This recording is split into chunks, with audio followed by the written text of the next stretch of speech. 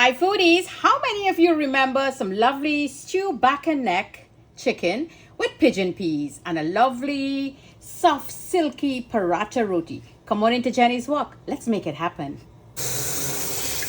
Hi foodies, look what I got here, a beautiful pack of chicken back. Yep, that's right.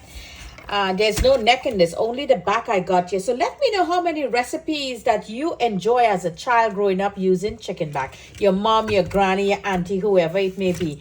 For me, it was curry with baigan, with aloo, stew with pigeon peas, cooked with eddos, curry down with rice, pilau. Even a Sunday dish, granny used to make this up really nice for us. Cut it really small and nice, make it jeera style.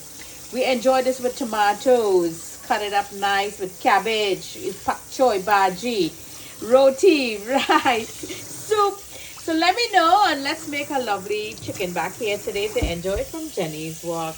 Okay foodies, so here is our chicken back. So it's all clean and nice, wash it up with those lime and lemon juice and all those beautiful things.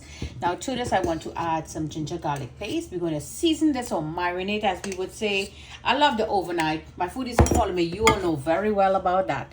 Here is my green seasoning or sofrito. This is those little cubes, those frozen cubes you will see I'll be using. Here's some ginger powder, a little bit of garam masala, Asian seasoning. And that's all. Put no salt or anything because we do not want the salt. The salt, what it does is going to let it break down and a whole bunch of water is going to be flooded inside this bowl. And that is what we do not want. So give this a good mix and let this relax. If you want, like in 2 hours time is a good time to start cooking. This way all the lovely marinade, all the seasoning will just work into it. Let's stew our back and neck now with some pigeon peas. So my pot is coming up to heat, so I want to add some brown sugar. We're going to do a little caramelizing over here. If you have white sugar, it will work, and you do not need oil to caramelize. Okay, so this is melting very beautiful. It all depends on what color you like. That is when you're going to add your chicken in there.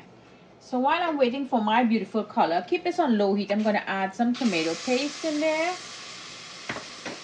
Keep that heat on low. This looks like a great color, so let's put that in the middle there. And here is our marinated meat.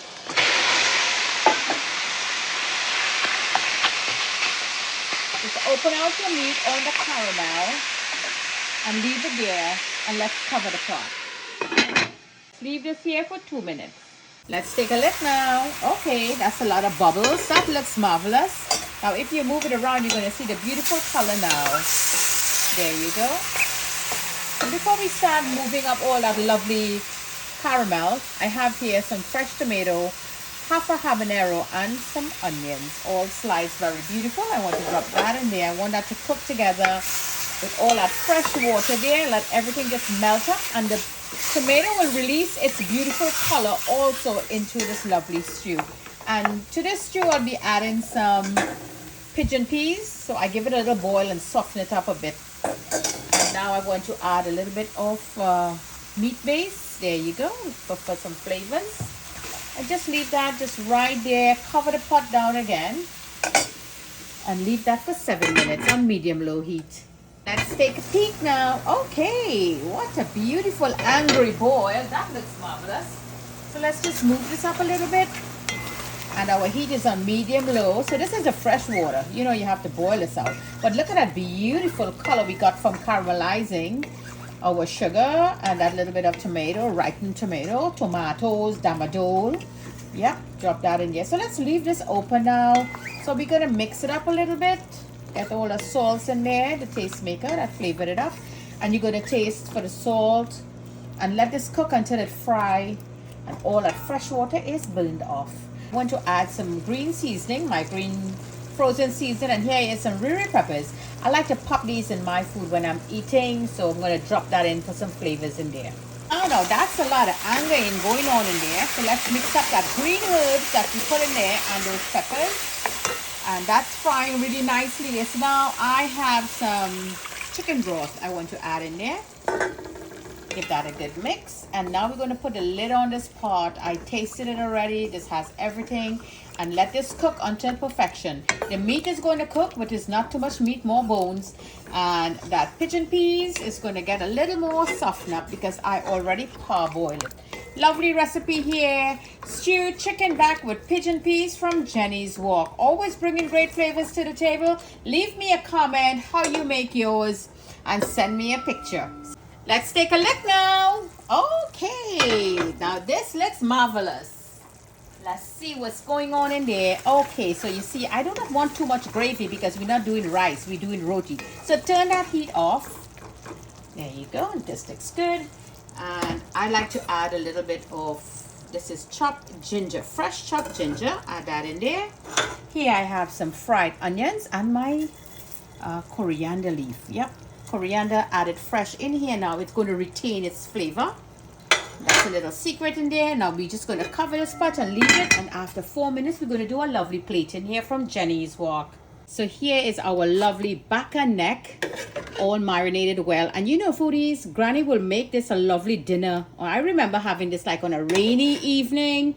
And you come in and you get some nice bone to chew on. And my goodness, you just suck it on that bone. What a delightful dish to enjoy. And what pairs well with this? Okay, here we go, right off the tower. Woo, this is hot. I think this is too much also. A lovely bus-up short roti or parata. Check on my videos on that page. You will see how to make your parata roti. And here I have some kuchila, some mango kuchila that you could enjoy with that dish.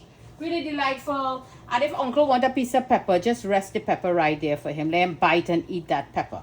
So, marvelous dish here, foodies. Simple and easy to enjoy. Lovely chicken back and neck. You know, there were a lot of mouths to feed back then. So, by stretching this, that was a wonder. That used to work wonders. Even the neighbor kids used to come over and they used to enjoy a good meal with us.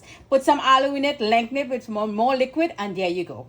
Lovely dish. Jenny's Walk. Always bringing great flavors to the table. Leave me a comment how you make yours. Enjoy from my kitchen to your kitchen. Happy cooking.